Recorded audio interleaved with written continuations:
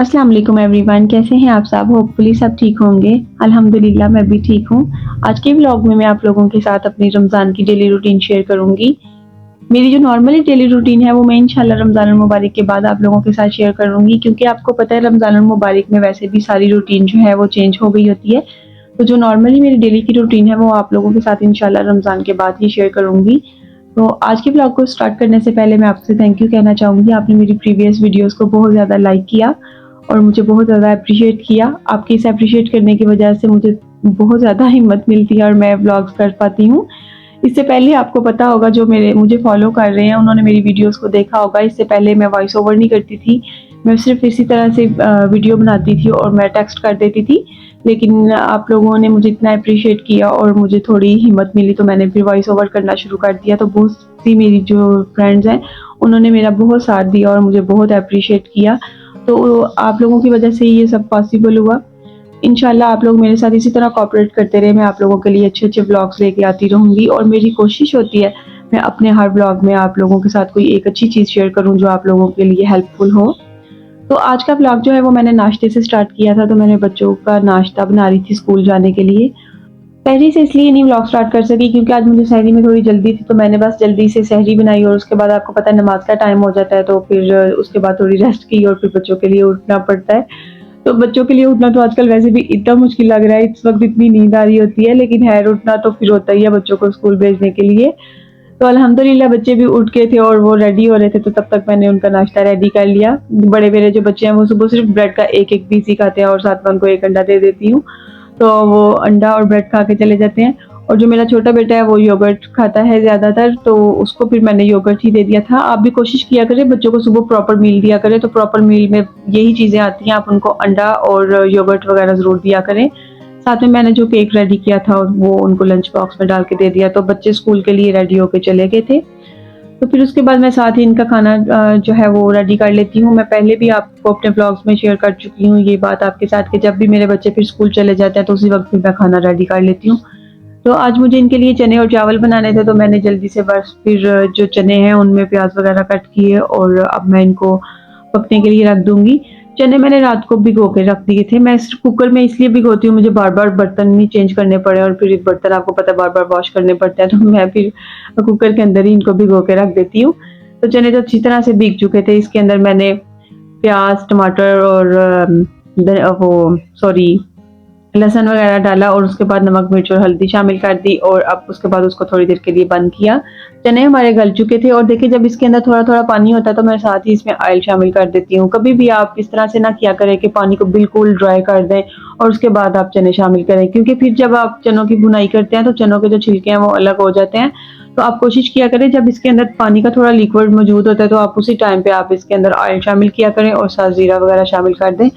तो फिर ये होता है कि चने जो हैं वो उनके टूटने का खतरा भी नहीं होता, आप अच्छी तरह से फिर इनकी बुनाई कर सकते हैं।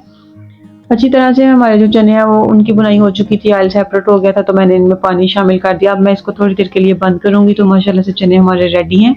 इसमें मैंने सब्ज़ धनिया और हरी मिर्चें डाल दी थी और उसके बाद जो है व्हाइट चावल वो भी जल्दी से रेडी हो गए थे। तो फिर उसके बाद पूरा दिन तो फिर इसी तरह आपको पता है घर के कामों में गुज़र ही जाता है, तो फिर शाम हो गई थी, तो मैंने जल्दी से पकोड़ों का मिक्सचर रेडी किया और साथ में चाट रेडी करके रख लूँगी।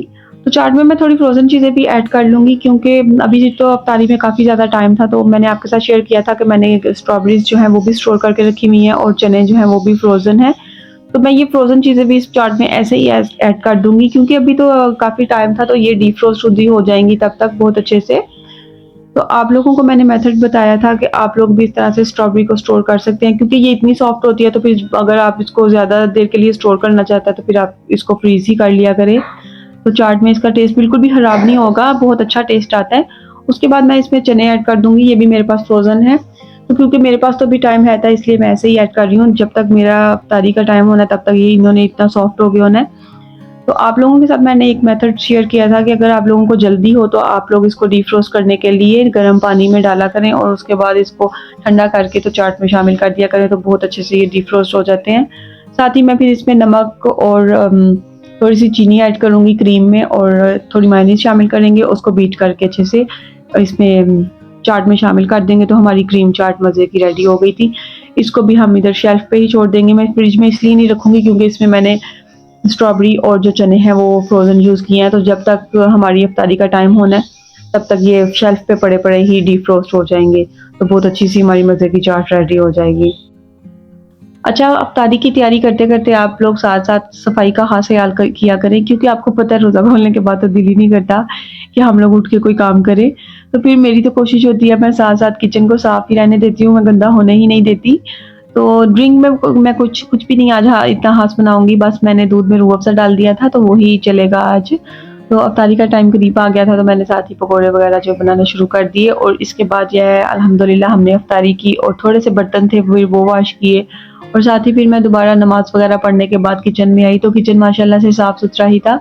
आज मैं आप लोगों के साथ शेयर करूँगी कि मैं मक्खन किस तरह से निकालती हूँ। तो आपको मैं आज मक्खन निकालने की ऐसी एक अच्छी ट्रिक बताऊँगी कि आप लोगों को बिल्कुल भी मुश्किल नहीं होगी और जल्दी से बस आपका मक्खन जो है वो निकल आएगा।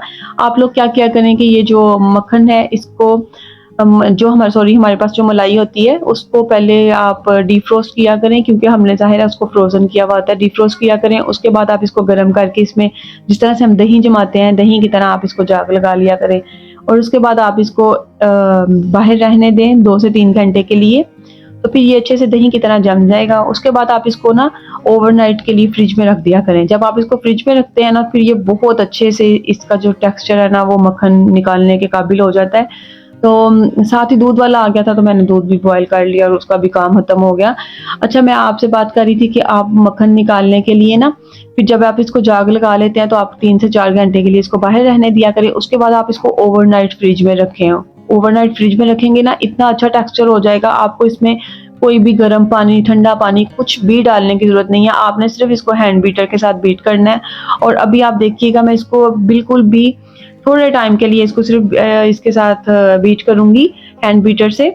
तो फिर इसका जो पानी है वो खुद ब खुद ही अलग हो जाएगा। इसके अंदर जो दूध है वो अलग हो जाएगा और ये जो मक्खन है वो हार्ड होके अलग हो जाएगा। अच्छा, पहले मैं भी इसी तरह करती थी, इसमें पानी ऐड करती थी, कभी गर्म पानी ऐड कर रही थी, कभी इसमें ठंडा पानी ऐड किया करती थी। तो फिर मुझे उस तरह से बहुत मुश्किल होती थी और बहुत ज़्यादा टाइम लगता था। लेकिन अब मैं इस तरह से नहीं करती। अब मैं आपको भी इसीलिए बता रही हूँ कि अगर आप लोग भी घर पे मक्खन निकालते हैं तो आप लोगों को भी आसानी हो जाएगी। सिर्फ़ आप 2 मिनट इसको ज़्यादा दिया करें। आप इसको बीट करेंगे हैंड बीटर के साथ। ये जो आप इसको हम लोग मदानी भी कहते हैं, आप लोग इस मदानी के साथ अगर आप इसको बीट करेंगे तो ये खुद ब खुद ही इसका जो दूध है वो अलग हो जाएगा और मक्खन हार्ड होके अलग हो जाएगा। अब मैं इसके पेड़े बना के इसको निकाल लूँगी और माशाल्लाह से अल्हम्दुलिल्लाह बहुत अच्छे से हमारा मक्खन जो है वो निकल आया था। उम्मीद करती हूँ आपके लिए भी ये हेल्पफुल होगा। तो आप भी इस तरह से निकालिएगा, देखिए आपका मक्खन बिल्कुल भी ज़ाया नहीं होगा और बहुत अच्छा आपका जो मक्खन है वो निकल के आएगा। अगर आप चाहें तो इसको ऐसे भी रख सकते हैं फ्रिज में, अगर आप इसका घी निकालना चाहें तो आप घी भी निकाल सकते हैं। मैंने वैसे इसका घी ही निकालना था तो मैंने इसका घी बना लिया। उम्मीद करती हूँ आपको मेरी आज की वीडियो, आज का मेरा व्लॉग अच्छा लगा होगा। अगर अच्छा लगा हो तो प्लीज़ मेरी वीडियो को लाइक करें और मेरे चैनल को सब्सक्राइब करें। मिलती हूँ इंशाल्लाह फिर किसी और अच्छे से व्लॉग के साथ, हेल्पफुल से व्लॉग के साथ। तब तक के लिए मुझे इजाज़त दीजिए।